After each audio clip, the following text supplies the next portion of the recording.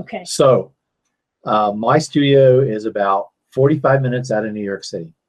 And every week somebody comes in with this beautiful piece of jewelry that I look at under the scope, because I work under a scope like everybody else, and I just cringe.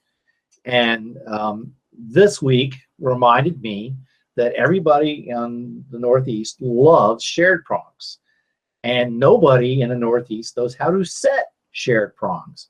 And it's actually a joke in my studio that we can't wait until one customer comes into our store with this, and it's always they want us to tighten their stones or clean their ring or size their ring. Usually tighten your stones because they can hear them. Moving around? Moving around. They tap it and you can hear it going tick, tick, tick, tick, tick, or they can see them wiggling. They're always loose. And so I thought, you know what? There's nothing that inspires me to go out and tell jewelers how to do something right than having to deal with this. So this is actually a piece that I saw a few months ago. And this is typically what I see, and I'm sure that some of you other guys see this too. But here we go. This is a shared prong. This is a brand new ring that a lady came in and said she'd gotten it within 30 days of seeing me. And you can see right here that the diamond is chipped. So we have an overlap.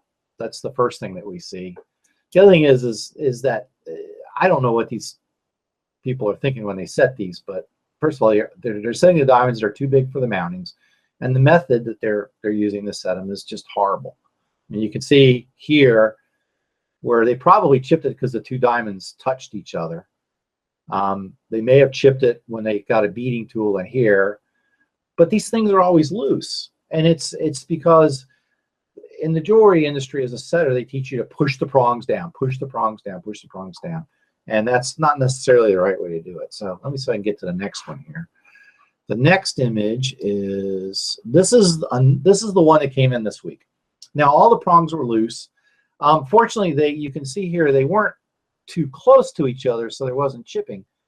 But you can kind of see here the angle of this prong. And this is important because this is what this tip is about. See how this is done.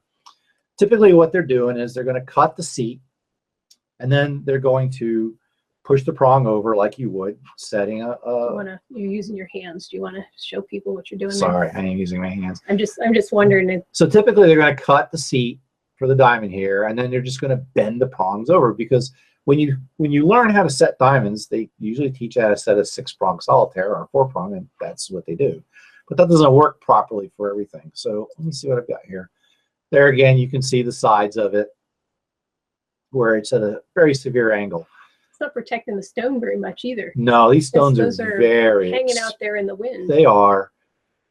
So now I want to show you a couple of mine that are sort of relevant. Here's one of my pieces. I did a little Mark Morel heart tips. This is something I did a long time ago, but doing sort of a shared prong with ovals. And you can see here that what's the big difference that you see here? It's clean. It's clean. Okay. This is another one of mine clean here. And well metered. Here's the big thing. Now, what I want everybody to notice here, specifically, you can see it on this piece, and I don't have a traditional one. I couldn't find a picture, was that my prongs are vertical. That's really the big difference. If we go back to the disasters, the prongs are not vertical. They're at a severe angle, and that's because they're using this theory that you, as Blaine Lewis said, hammer and anvil. You basically are just hammering the prongs down on top of the stones until they're tight. And the problem here is because of the way the procedure that they used, they came out wrong. So that's the one I see, and then this is mine, and then here's my. Let me zip through this real quick. People are having problems seeing where you're pointing because the cursor is so small. All right. So if you could just describe it a little bit more to what you're pointing at. We will. You know what? I will in just a second. Let me go back here. All right, this is my example ring, and if you look at the prongs as they extend up over the diamonds, on the left side of the image, you'll see that the prongs look like dots. So when you're looking down, the prong should look like a little dot.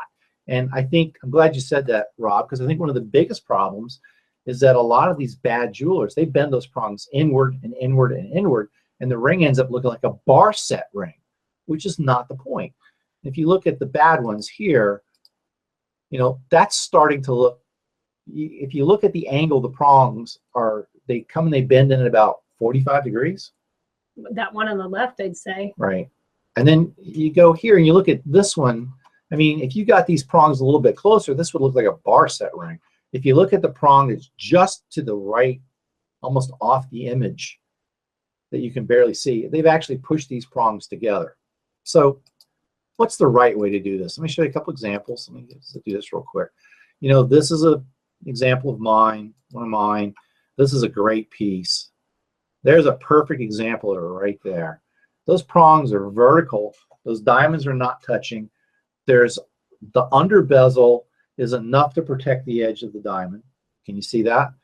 And you only see just sort of a dot on the mounting. And, you know, here's an example of sort of a faked pave ring where we essentially did the same thing. You can see that the prongs are vertical and each prong holds 2 stones. So let's go to the graphics. Here's the tip.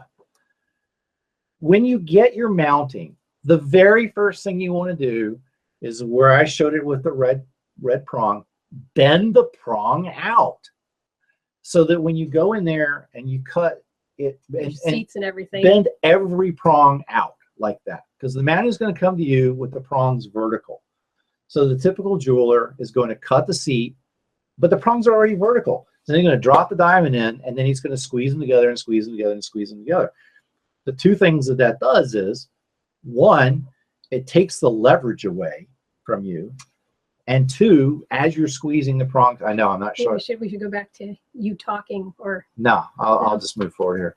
As you're squeezing the prongs together, you're actually pushing the diamonds down, which is going to make them closer to each other. So here's what you do.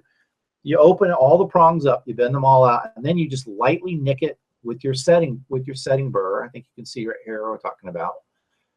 Then you drop your stones in and you vector tighten the prongs together with your pliers so that they're like the purple prongs here. They're vertical when they're tight and they're red when you cut the seat.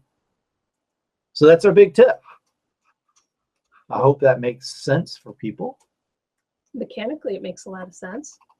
Well, I got to give credit to Blaine Lewis. He's the one who taught me about vector tightening, and I think that that has changed the way I set stones. You know, I learned in 1978, and it was always, you know, let's bend those prongs down and bend those prongs down. And a lot of jewelers, that's how they tighten everything. But really what you want to do is you want to cut the seat so that when you bring the prongs together, they're right. So I think the next thing I want to talk about was that this is a tip, which is a quick little example. I will be doing a 30 or 45-minute video on the whole process where I'll be videotaping it and doing it. I'm going to get into details about how to size these rings, how to build these rings correctly, the first part if you're going to be doing it in CAD, and how to prep them. I mean, one of the things that we do is that we'll pull those prongs apart, we'll cut the seats, and then I will go in and with brushes polish everything that we've cut so it's bright, so that then when we set the stones, we just have to touch up the top of the beads. To participate in future live Precision Bench webcasts, like Engraver.com and or Precision Bench on Facebook. Registrants also receive links to replay videos they can watch at their convenience in the future.